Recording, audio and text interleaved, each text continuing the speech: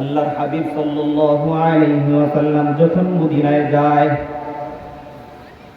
মদিনায় যাওয়ার পর এলান করে দিলেন, তোমরা যাকাত দাও, সম্পদের যাকাত দাও। যাকাত দিলে তোমার সম্পদের হেফাজত করবেন আল্লাহ। যাকাত দিলে তোমার সম্পদ কমবে না।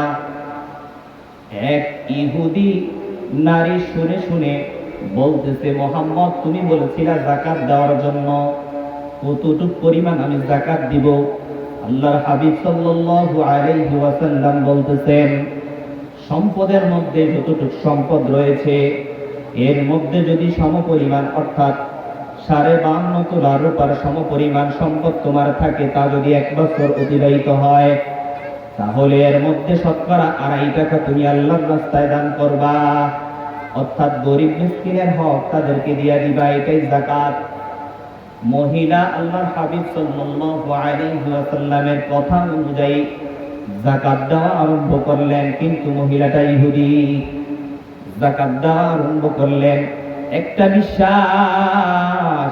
একটা বিশ্বাস তার মধ্যে রয়েছে।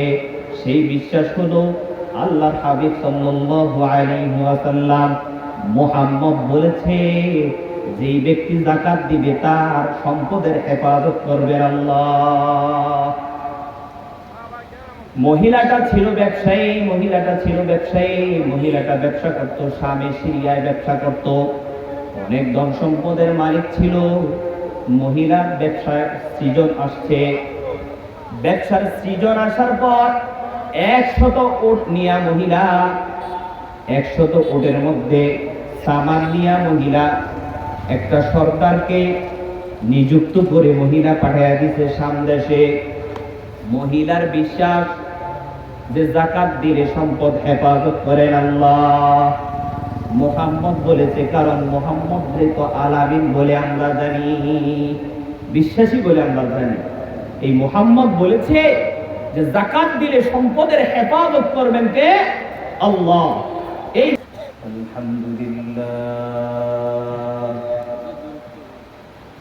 আলহামদুলিল্লাহিল্লাযী হাদানা লিখায়রিল আদিয়ান ওয়া মা কুন্না লিনাহতাদিয়া লাওলা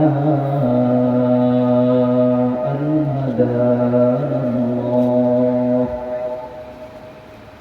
ওয়া আকমালা লানা দীনানা ওয়া আতাম্মা আলাইনা নি'মাতাহু ওয়া রাদিয়া লানা الإسلام دينا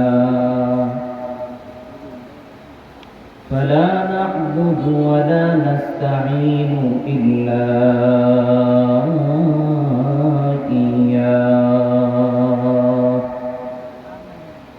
ألف بين قلوب أهل الإيمان فأصبحوا بنعمته إخوانا ثم نشهد أن لا إله إلا الله وحده لا شريك له لا ضد له ولا ند له ولا مثل له ونشهد أن سيدنا وسندنا وحبيب ربنا وطبيب قلوبنا ومولانا محمد صلى الله عليه وعلى آله وسلم تسليما كثيرا أما بعد فأعوذ بالله من الشيطان الرجيم بسم الله الرحمن الرحيم قد أفلح المؤمنون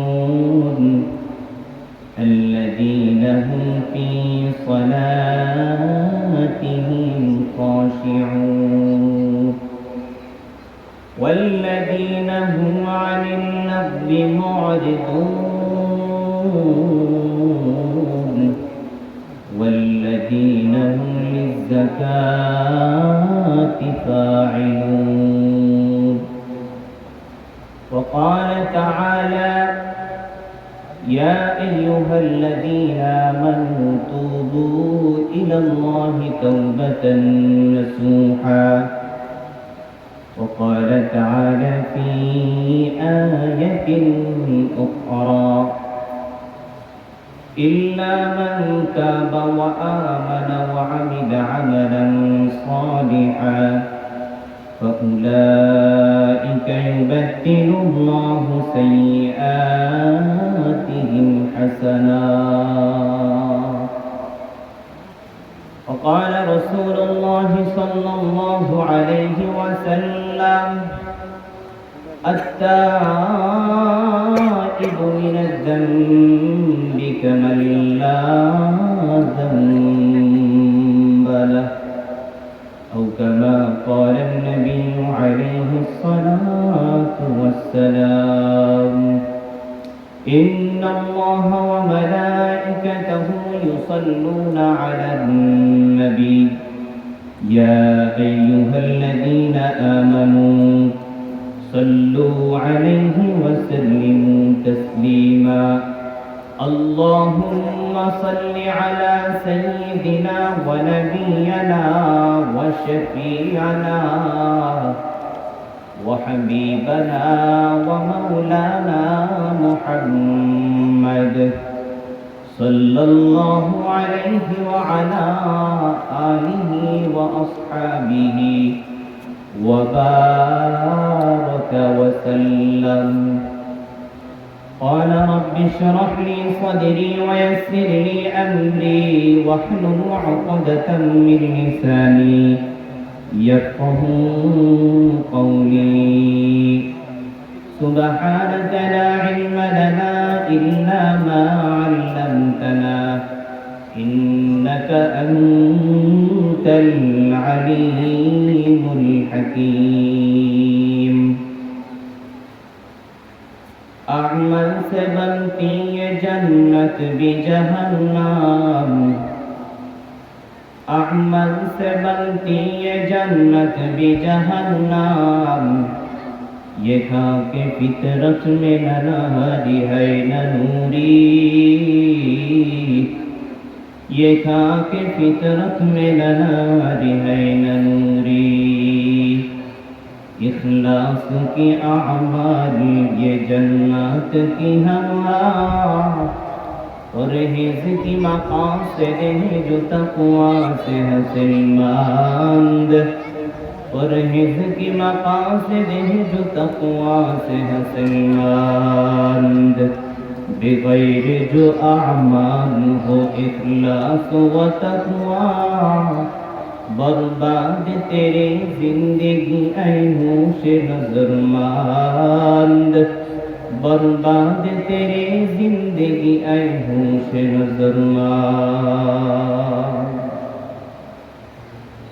الحمدللہ ঐতিহ্যবাহী সখীপুরা চৌধুরী বাড়ি জামে মসজিদ ও তালিমুল কোরআন নুরানি মাদ্রাসার উদ্যোগে বাৎসরিক মাহফিল উক্ত মাহফিলের সম্মানিত সভাপতি আলহাজ মোহাম্মদ হোসেন চৌধুরী সাহেব, বিশিষ্ট ওয়াজেনে কেরাম আলহাজ মৌলানা মুফতি মাহমুদুল হাসান কাসিমি, আরও দাওয়াতি মেহমান রয়েছেন হাফেজ মৌলানা আবু হানিফ আনোয়ারি। আমার আগে অত্যন্ত মূল্যবান বয়ান করেছেন হযরত মৌলানা কাউসার আহমদ সাহেব। আমি অদম আল্লাহ তাআলা যদি আমাকে তৌফিক দান করে, আল্লাহ তাআলা যাতে আমার ইসলাহ এবং যারা শ্রবণ করতেছে সকলের ইসলাহের জন্য কিছু ইলহাম আল্লাহ তাআলা নাযিল করেন। সকলে বলেন আমিন। শুকরিয়া আদায় করছি যে মহান রব্বুল আলামিন আমাদেরকে পবিত্র রমজান মাস শেষ করে ঈদুল ফিতর আদায়ের পর মোটামুটি 3-4 দিন সময় অতিবাহিত হয়েছে। তারপরে জান্নাতের একটি বাগানে আমরা বসতে পেরেছি। সকলে দিল থেকে শুকর আদায় করি আলহামদুলিল্লাহ। আসলে নেকের কাজ সকলের কপালে জুটে না, সকলে ব্যবসায় লাভবান হয় না। কেউ ক্যাপাসিটি জানে কিন্তু লাভবান হয় না, কেউ ক্যাপাসিটি জানে না তারপরও লাভবান হয়ে যায়। এটা আল্লাহ তাআলা যাকে কবুল করেন, যাকে দেন, যাকে সম্পদ দেন, তিনি লাভবান হতে পারেন। যাকে কবুল করেন তার দ্বারাই আল্লাহ তাআলা নেকের কাজ নেন। নেকের কাজ অনেকের জানা সত্যি অনেকে করতে পারে না। ক্যাপাসিটি সবকিছু জানা আছে, ব্যবসায় লস হচ্ছে, দিন দিন শুধু লসের দিকেই যাচ্ছে। কারণ কি? আল্লাহ তাআলা তাকে সম্পদ দিতে চান নাই, এজন্য তার ব্যবসার মধ্যে লস হচ্ছে। একটা অশিক্ষিত মানুষ একটা কোম্পানির মালিক হয়ে যাচ্ছে, দিন দিন তার সম্পদ বেড়েই চলছে। অশিক্ষিত মানুষ ক্যাপাসিটি অতটা জানে না, কিন্তু শিক্ষিত মানুষ ব্যবসা সম্পর্কে অনেক কিছু জানে, তারপরেও ওই ব্যক্তি ব্যবসায় লাভবান হচ্ছে না, দিন দিন ব্যবসার মধ্যে অবনতি হচ্ছে। তো তদ্রূপ অবস্থাটা এমনই। আল্লাহ সুবহানাহু তাআলা যার ভালো চান, যার দ্বারা নেকের কাজ দিতে চান, যাকে মনোনিবেশ করেছেন যে আমি তোমাকে জান্নাতে ঢুকাইব, আমি তোমাকে জান্নাতে দিব, তার দ্বারাই আল্লাহ তাআলা সমস্ত ব্যস্ততাকে অপেক্ষা করে এই জান্নাতের মজলিসে এসে বসার তৌফিক দিয়ে দেন। সুবহানাল্লাহ। যাই হোক, আমি আজকে কিছু বিক্ষিপ্ত কথা বলবো।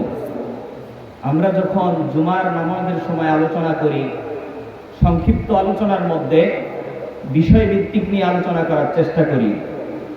তো যেহেতু সময় মোটামুটি 45 মিনিটের মতো আছে, তো বিক্ষিপ্ত আকারে কিছু কথা বলবো। তবে মনোযোগ যদি থাকে, আল্লাহ তাআলা চাহে তো এর থেকে উপকৃত হওয়া যাবে ইনশাআল্লাহ। প্রথমে তো আমি পবিত্র কোরআনুল কারীম থেকে তেলাওয়াত করেছিলাম সূরা মুমিনুন থেকে, قد أفلح المؤمنون الذين هم في صلاتهم خاشعون والذين هم عن اللغو معرضون والذين هم للزكاة فاعلون।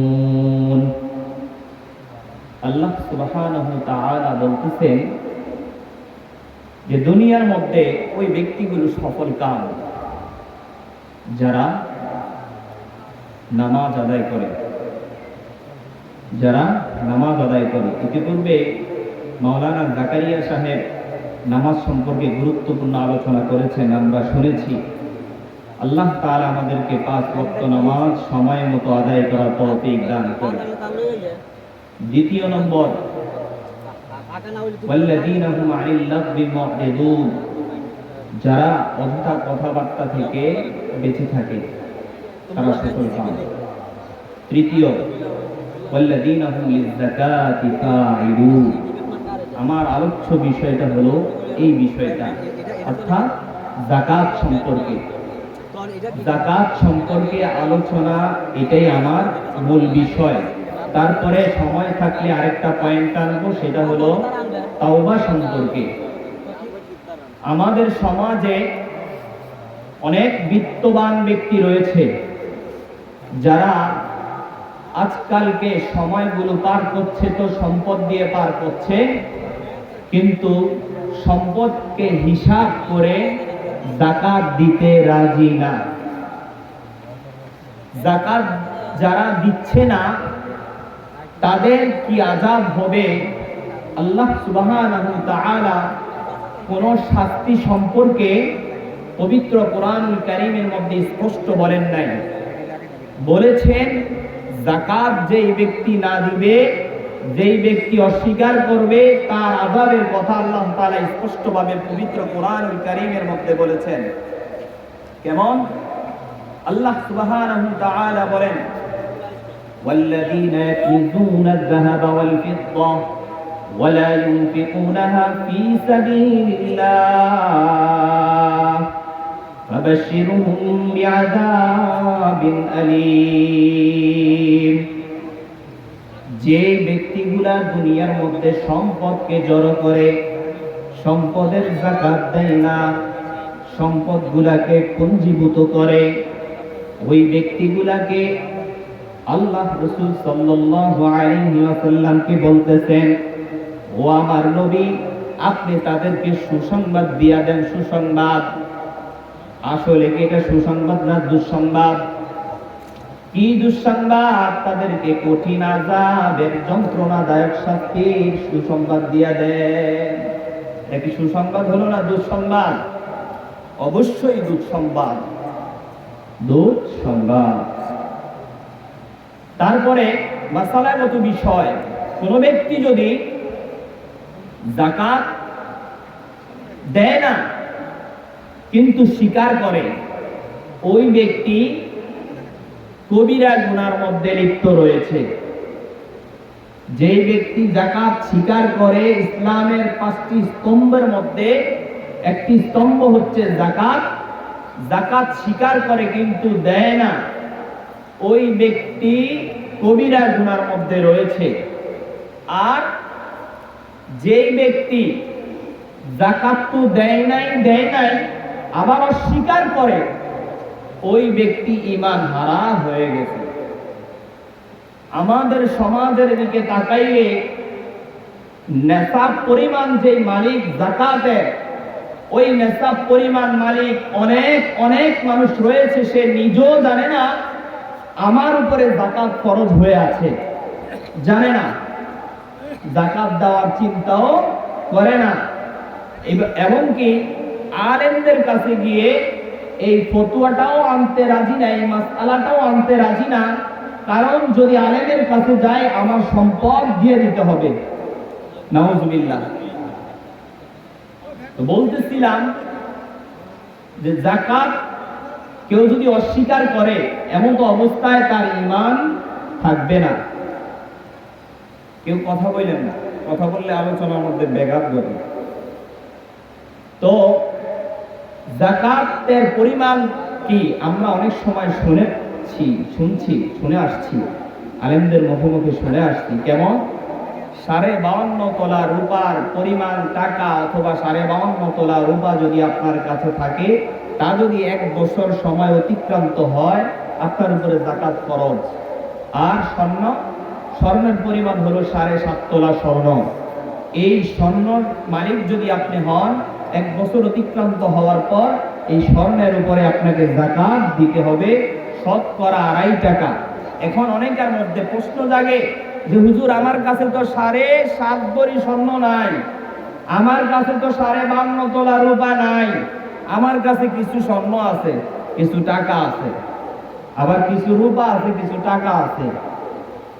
মাসআলা ভালো করে মনে রাখবেন, স্বর্ণ থাকুক চাই না থাকুক, রূপা থাকুক চাই না থাকুক, যদি শুধু স্বর্ণ থাকে, এর সাথে এমন টাকা আছে যে টাকাটা মিলাইলে 1 বছর অতিক্রান্ত হবে 52.5 তোলা রূপার সমপরিমাণে, অর্থাৎ বাংলাদেশের বাজার মূল্যের মধ্যে সম্ভবত 80 থেকে 85,000 টাকা হবে, এরকম মূল্য।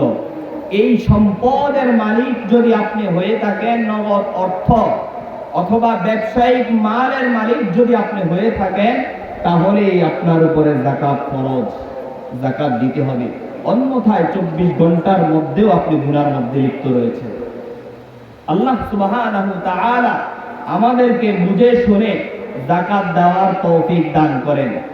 আপনার কাছে কিছু রূপা আছে, কিছু টাকা আছে, সবগুলো মিলানোর পরে যদি 52.5 তোলা রূপার সমপরিমাণ হয়, তারপরে আপনার উপরে যাকাত ফরজ। টাকা আছে 4-5 টাকা, কিন্তু রূপা আছে, দোনোটা মিলানোর পরে যদি 52.5 তোলা রূপা হয়ে যায়, অথবা স্বর্ণ আছে, টাকা আছে সামান্য, কিছুটা মিলানোর পরে যদি রূপার সমপরিমাণ হয়ে যায় 52.5 তোলা রূপার, তাহলে আপনার উপরে যাকাত ফরজ। আমাদের সমাজে এই যাকাত নিয়ে অনেক টেনশন রয়েছে। কেমন? অনেক মানুষ যাকাত দেয় তো দেয় লোক দেখানোর জন্য, যাকাত কিন্তু লৌকিকতার জন্য নয়। যাকাত গরিবের হক। আপনি সম্পদের মালিক হয়েছেন, তো আপনার এই সম্পদ যদি যাকাত এসে থাকে, এটা গরিবের হক, তার কাছে গিয়ে আপনাকে পৌঁছে দিতে হবে। গরিব কেন আপনার কাছে দরজায় দরজায় এসে ভিক্ষার মতো যাকাত নিবে? আপনার উপরে এটার দায়িত্ব, আপনি তার কাছে গিয়ে এটা পৌঁছে দিয়ে আসবেন। আল্লাহর হাবিব সাল্লাল্লাহু আলাইহি ওয়াসাল্লাম যখন মদিনায় যায়,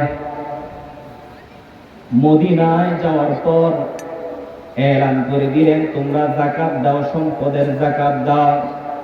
যাকাত দিলে তোমার সম্পদের হেফাজত করবেন আল্লাহ। যাকাত দিলে তোমার সম্পদ কমবে না, কমবে না। এক ইহুদি নারী শুনে শুনে বলতেছে, মুহাম্মদ তুমি বলেছিলা যাকাত দেওয়ার জন্য, কতটুকু পরিমাণ আমি যাকাত দিব?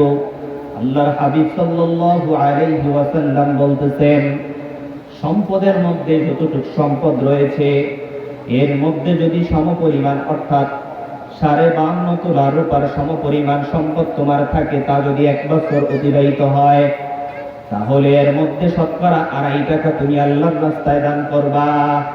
অর্থাৎ গরিব মিসকিনের হক তাদেরকে দিয়া দিবা, এটাই যাকাত।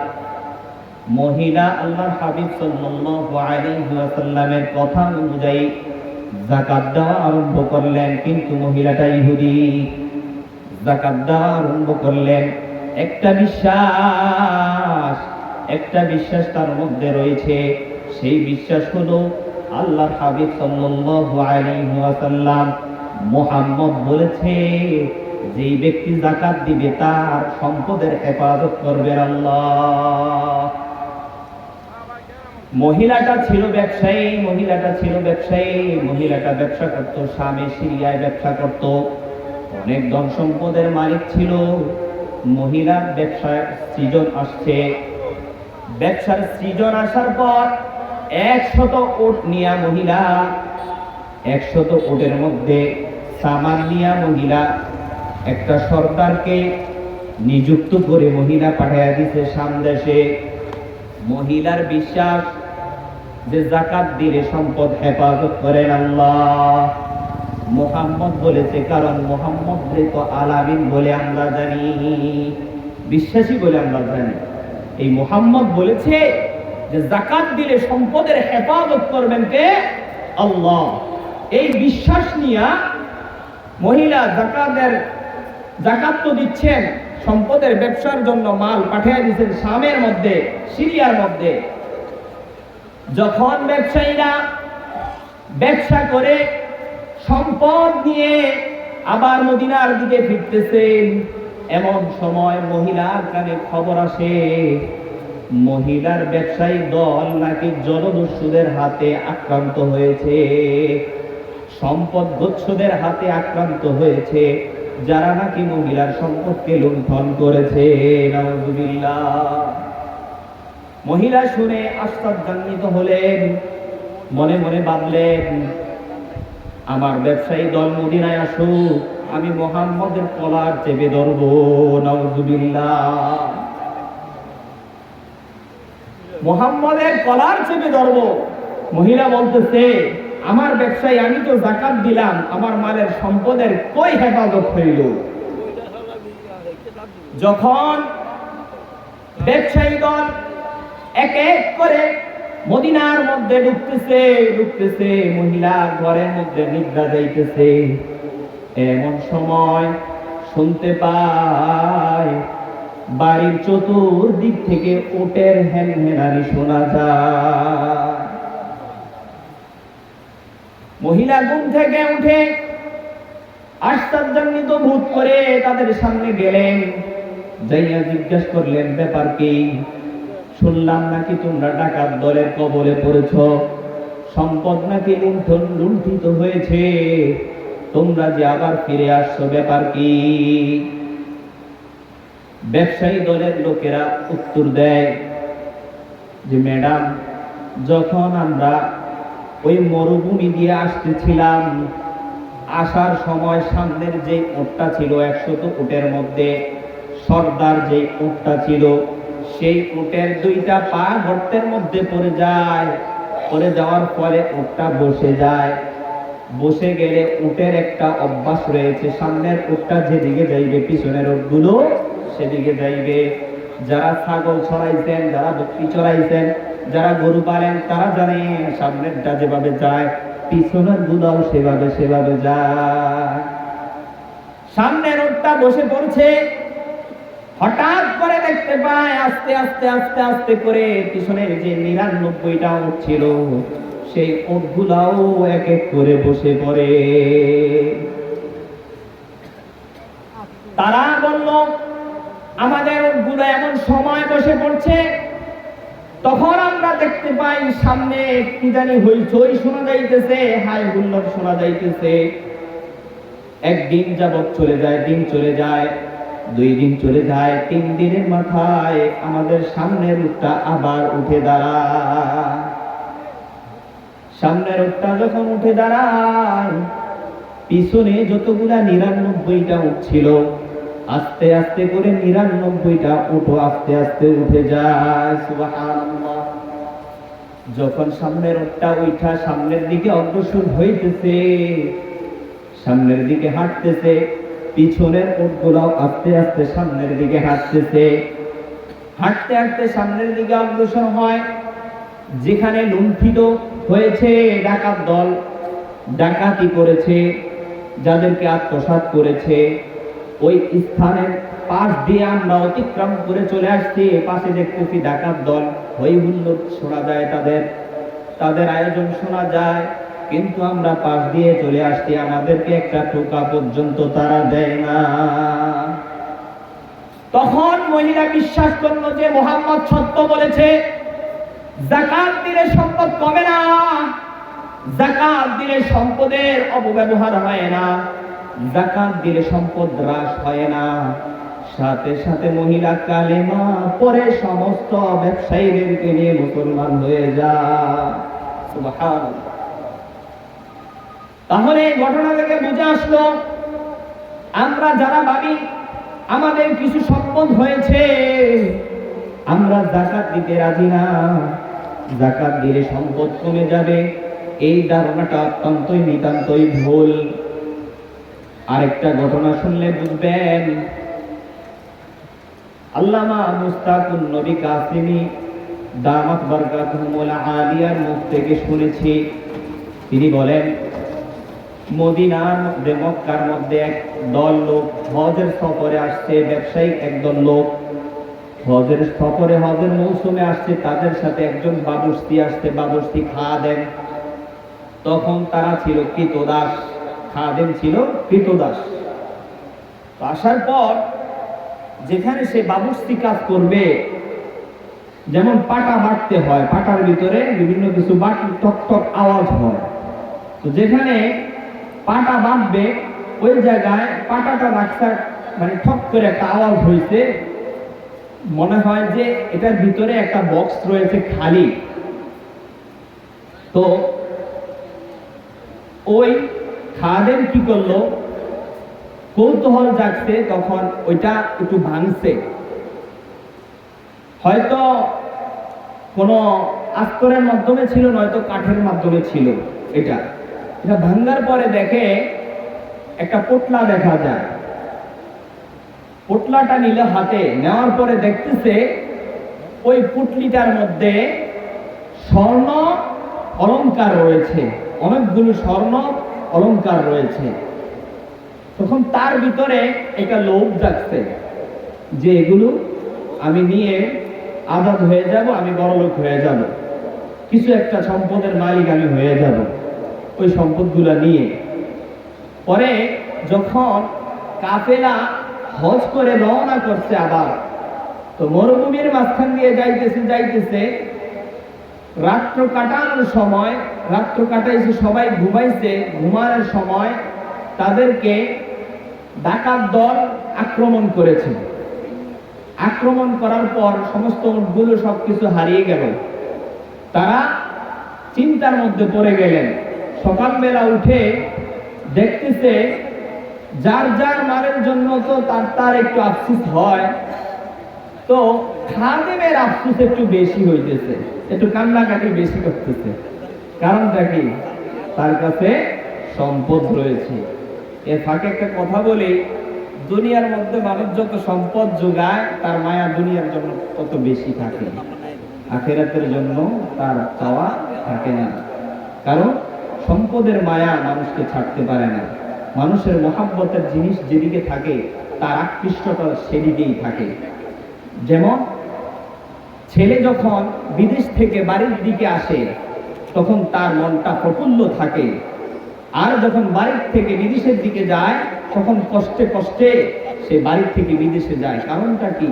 বাড়িতে মা বাবা রয়েছে, বাড়িতে স্ত্রী রয়েছে, সন্তান রয়েছে, মহব্বতের মানুষগুলো রয়েছে। এজন্য শুধু টান, কখনো কখনো সে বাড়ির দিকে যাইবে, এই টানটা তার ভিতরে থাকে। আর যখন মা বাবা স্ত্রী পুত্র ছেড়ে বাহিরের দিকে চলে যায়, অর্থাৎ বিদেশের দিকে চলে যায়, তখন তার চোখ দিয়ে টপ টপ করে পানি পড়ে। এর দ্বারা এটাই বুঝে আসছে, বুঝে যায় যে সম্পদের মালিক দুনিয়াতে পাহাড় করতেছো, তোমার কিন্তু আখিরাতের দিকে যাওয়ার খেল নাই। যখন আখিরাতের কথা কেউ বলে তখন তাকে হাসি উল্লাস করে তাকে উড়াইয়া দাও, তাকে অবহেলা করো। মনে রাখো, দুনিয়ার সম্পদ তো কামাইছো, সম্পদ তুমি দুনিয়াতে কামাইবা, তবে একটা সময় তোমাকে যেতেই হবে। যাই হোক, বলতেছিলাম ওই খাদেম একটু কান্নাকাটি বেশি করতেছে, সাউন্ডটা একটু কমে গেছে মনে হয়, কান্নাকাটি বেশি করতেছে, হাই হুতাশ বেশি করতেছে। সবাই বলতেছে ব্যাপার কি, তোমার কি হারা গেছে, তুমি এত কান্নাকাটি করতেছো, তুমি এত আফসোস কা করতেছো, তুমি মনে হয় যে সবকিছু হারাই ফেলছো, জানলে হারাই ফেলছো, তোমার আছে বা কি, তুমি একজন কৃতদাস, তোমার কি আছে, তুমি কেন এত আফসোস করতেছো? তো সে বলতে চায় না যে কিছু না কিছু না, এরকম ভাবে উড়াইয়া দিতেছে, কিছু না কিছু না বলে বলে উড়াইয়া দিতেছে। আসল কথা হলো তার কাছে যে স্বর্ণ মুদ্রা রয়েছিল, স্বর্ণ অলংকার গুলা ছিল, সেগুলার জন্যই সে আফসোস করতেছে, কারো কাছে প্রকাশ করে না। ওই যে সে পাইছে ওখানে ওই সম্পদ, আফসোস করতেছে হারায়া। তো সবাই বলে চলো আমরা চলে যাই। চলে গেল। আবার 12 বছর পর আবার ওই কাফেলা হজের জন্য আসবে। যেই জায়গায় তারা লুণ্ঠিত হয়েছিল সেই জায়গায় আবার তারা বিশ্রাম নেওয়া শুরু করলো। বিশ্রাম নেওয়ার পর সকালে উঠে দেখে একটা পুটলি দেখা যায়, একটা পুটলি দেখা যায়। কে? ওই খাদেম, ওই কৃতদাস দেখতেছে একটা পুটলি দেখা যায়। তখন তার কৌতূহল জাগলো, হ্যাঁ রে, আমি তো এখানে একটা পুটলি হারাইছিলাম, এরকম একটা পুটলি। তো অগ্রসর হয়ে সেটা গ্রহণ করলো। গ্রহণ করার পরে দেখতেছে ওই পুটলির মধ্যে সে যেই স্বর্ণগুলো হারাইছে সেগুলো মজুদ রয়েছে। সুবহানাল্লাহ। অনেক খুশি, অনেক আনন্দ যে আমি সম্পদ আবার ফিরে পাইছি, অনেক খুশি। এখন সবাই গান দিয়ে দেখতেছে, কি হে এত খুশি কা, চুপচাপ রাখছো তার পুটলি, এত খুশি কা, ব্যাপার কি? চলে গেল মক্কা, আবার গিয়ে ওই বাড়িতে ওই হোটেলে ওই স্থানে উঠছে।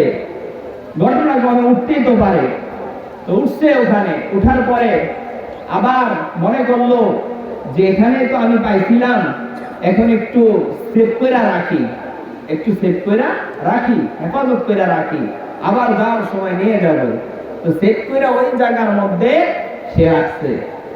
রাখার পর এক লোক আইসা দরজার মধ্যে ঠক ঠক ঠক ঠক আওয়াজ করতেছে, আওয়াজ করতেছে। বল, তার ভিতরে আতঙ্ক সৃষ্টি হয়ে গেল, কে এই সময় আসলো আমার কাছে, কে দরজার মধ্যে ঠক ঠক আওয়াজ করতেছে। মনের মধ্যে ভয় নিয়ে, কারণ সম্পদ তো তার কাছে আছে, এই জন্য মনের মধ্যে ভয়।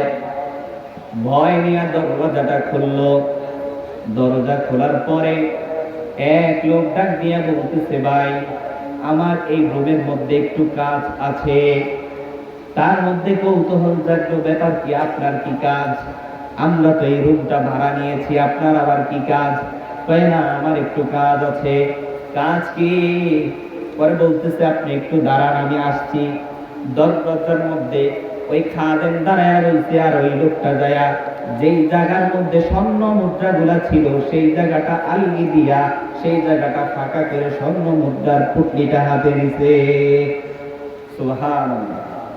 হাতে নিয়া বলতেছে যে ভাই শোনেন, আমি 13 বছর যাবত এই সম্পদের যাকাত দিয়ে আসতেছি। আল্লাহ তাআলা এই সম্পদকে কোথায় নিল, কোথায় ঘুরে আইনা আবার সেই স্থানে আবার হেফাজত করলো। একমাত্র সেই ব্যক্তি এই সম্পদের 13 বছর যাকাত দেওয়ার ফলে এই সম্পদকে হেফাজত করছেন কে? আল্লাহ তাআলা। এই জন্য বলবো, যাকাত এটা এমন একটা স্তম্ভ, ইসলামের এমন একটা বিধান, এটা গরিবের হক। আপনার ব্যবসা হয়েছে, আপনার লাভ হয়েছে, বলেছিলাম শুরুতে অনেক মানুষের যোগ্যতা থাকা সত্ত্বেও সে ব্যবসায় লাভবান হতে পারে না। অনেকে বকলম হওয়া সত্ত্বেও সেই ব্যবসার মধ্যে কোটি কোটি টাকা ইনকাম করতেছে। এটা দেয় কে? আল্লাহ তাআলা দিতেছে। তো আল্লাহ তাআলা যে আপনাকে এই সম্পদ দিচ্ছেন, এই সম্পদের সঠিক নিয়ম আপনি যদি ব্যবহার করেন, তাহলে আল্লাহ তাআলা পরকালে শাস্তি থেকে, যেমন আল্লাহ রাব্বুল আলামিন বলতেছেন, ইয়াউমা ইউকমা আলাইহা ফি নারি জাহান্নামা ফাতুওয়া বিহা জিবাহুহুম ওয়া জুনুবুহুম ওয়া যুহুরুহুম হাযা মা কাসতুম লিআনফুসিকুম ফাযুকু মা কুনতুম তাকনিজুন। বান্দা শুনে রাখো, দুনিয়ার মধ্যে তোমার যে সম্পদ রয়েছে, তুমি যদি বিত্তবান হয়ে থাকো, ওই সম্পদের যদি যাকাত তুমি না দাও, মনে রাখো কোন বিষয় সম্পর্কে আল্লাহ তাআলা কোরআন শরীফের মধ্যে স্পষ্ট করেন নাই। আল্লাহ পাক রব্বুল আলামিন স্পষ্ট করেছেন ওই শাস্তি সম্পর্কে। যে ব্যক্তি যাকাত না দিবে ওই ব্যক্তি সম্পর্কে আল্লাহ তাআলা কোরআনে কারীমের মধ্যে স্পষ্ট করে বলেছেন, ইয়াউমা ইউকমা আলাইহা ফি নারি জাহান্নাম ফাতুওয়া বিহা জিবাহুহুম ওয়া জুনুবুহুম ওয়া যুহুরুহুম হাযা মা কানাসতুম লিআনফুসিকুম ফাযুকু মা কুনতুম তাকনিজুন। বান্দা শুনে রাখো, তুমি যে সম্পদের যাকাত আজকে দিচ্ছ না, তুমি সম্পদের মালিক হইছো ঠিক, গরিবের হক তুমি দিচ্ছ না। মনে রাখো এই সম্পদকে কাল কিয়ামতের ময়দানে একত্রিত করে আগুনের মধ্যে ছেক দেওয়া হবে। আগুনের মধ্যে গরম করে, একমাত্র উত্তপ্ত করে, আগুনের মধ্যে হিট দিয়ে উত্তপ্ত করে তোমার কপালের মধ্যে ছেক দেওয়া হবে। এই সম্পদের দ্বারা তোমার কপালের মধ্যে ছেক দেওয়া হবে। এই সম্পদের দ্বারা মনে রাখো তোমার পার্শ্বদেশে ছেক দেওয়া হবে। এই সম্পদের দ্বারা মনে রাখো তোমার পৃষ্ঠদেশে ছেক দেওয়া হবে। মনে রাখো, তখন এই সম্পদ বলবে, তুমি ভালো করে ভুল জানাও, ভালো করে বাইবা নাও, দুনিয়ার মধ্যে তুই আমার মালিক ছিলি, তুই আমাকে আল্লাহর রাস্তায় অর্থাৎ গরিবের হক দেস নাই, না দেওয়ার কারণে আজকে তোকে এই শাস্তি পাইতে হইতেছে। এই শাস্তি তোর পরই ছিল, তুই দুনিয়ার মধ্যে গরিবের হক না দেওয়ার কারণে আজকে আমার এই সম্পদকে আল্লাহ তাআলা আদেশ দিয়েছেন, নির্দেশ দিয়েছেন তোকে শাস্তি দেওয়ার জন্য। আজকে তুই শাস্তি ভোগ কর। যাকাত এমন এক বিধান, আল্লাহ তাআলা কোরআনে কারীমের মধ্যে শাস্তির কথা বলেছেন। আল্লাহর হাবিব সাল্লাল্লাহু আলাইহি ওয়াসাল্লাম বলেন, কোন ব্যক্তি যদি দুনিয়ার মধ্যে যাকাত না দেয়, তার শাস্তি এমন হবে, মৃত্যুর পর তার কবরের মধ্যে তার সম্পদগুলোকে সাপ বানিয়ে দেওয়া হবে। সাপ, বিষাক্ত দরে সাপ হবে। এই সাপ সারা শরীরের মধ্যে পেঁচাইয়া মুখের কাছে এসা, ঠোঁটের কাছে এসা স্তবল মারবে আর বলবে, তোর মাল আমি তোর সম্পদ, আজকে ভোগ কর তোর সম্পদ, তোর সম্পদ তুই ভোগ কর। এরকম ভাবে স্তবল মারতে শুরু করবে। নাউযুবিল্লাহ। তাহলে এই আলোচনা থেকে বোঝা যায় যে আমাদেরকে সম্পদের যাকাত অবশ্যই দিতে হবে। যাকাত দিলে সম্পদ কমে না, যাকাত দিলে সম্পদ নষ্ট হয় না, হেফাজত করেন কে? আল্লাহ। এই আলোচনার দ্বারা আমরা, এই ঘটনাবলীর দ্বারা, হাদিস দ্বারা আমরা এগুলোই বুঝতে পারি যাকাত কোন সম্পদ লুণ্ঠন করে না, যাকাত কোন সম্পদ এরকম ভাবে নষ্ট করে না, যাকাত কোন সম্পদকে কমায়া দেয় না, যাকাত কোন সম্পদের অপব্যবহার করে না। তবে যাকাতের মধ্যে কিছু লক্ষণীয় বিষয় আমরা দেখতে পাই। বর্তমান সময় একটা ট্রেডিশন হয়েছে, যারা বড় তারা সেলফি তোলার জন্য, ছবি তোলার জন্য যাকাত দেয়, দেয় কিনা? কাপড় আনতে যায় মানুষ মারা যায়, লুঙ্গি আনতে যায় মানুষ মারা যায়, অথচ তার উপরে হক ছিল ওই ব্যক্তি, তোর উপরে যাকাত হয়েছে, যাকাত ফরজ হয়েছে, তুই দিয়া গরিবের হক ঘরে ঘরে পৌঁছায় দিয়া, এটা তোর উপরে হক ছিল। বেটা আজকে তুই ট্রেডিশন দেখানোর জন্য লুঙ্গি দিবি, সিরিয়াল দইরা মানুষে যাকাত দিতেছি আমি, এরকম দেখাইয়া গরিবরে আইনা, এমনি তো গরিবের হক মাসতে মাসতে আবার আইনা জানেও মারে। আল্লাহ তাআলা আমাদেরকে হেফাজত করে। যাকাতের সম্পদ যখন আমি কাউকে দিব, তখন তাকে এরকম ভাবে দিব যাতে সেই ব্যক্তি বুঝতেও না পারে আমাকে যাকাত দিয়েছে, আমাকে ফেতরা দিয়েছে, এরকম যাতে বুঝতেও না পারে যে আপনি খরচ করেন, আপনার জন্য উপহার খরচ করেন আপনি। তো যে ব্যক্তি যাকাত প্রাপ্য তার কাছে গিয়ে পৌঁছে দেওয়া তার উপরে খরচ হয়েছে, তার দায়িত্ব। তো কোনো ব্যক্তি যদি যাকাতকে অস্বীকার করে তার ঈমান থাকবে না, আর যাকাত না দিলে তার কবিরা গুনাহ হবে, কবিরা গুনার মধ্যে থাকবে। আর না দিয়ে যদি দুনিয়া থেকে যায়, তাহলে তার যে শাস্তির কথা বলেছিলাম এই শাস্তিগুলো সে ভোগ করতে হবে। আল্লাহ সুবহানাহু ওয়া তাআলা আমাদেরকে বুঝে শুনে পরিপূর্ণ যাকাত আদায় করা তৌফিক দান করেন।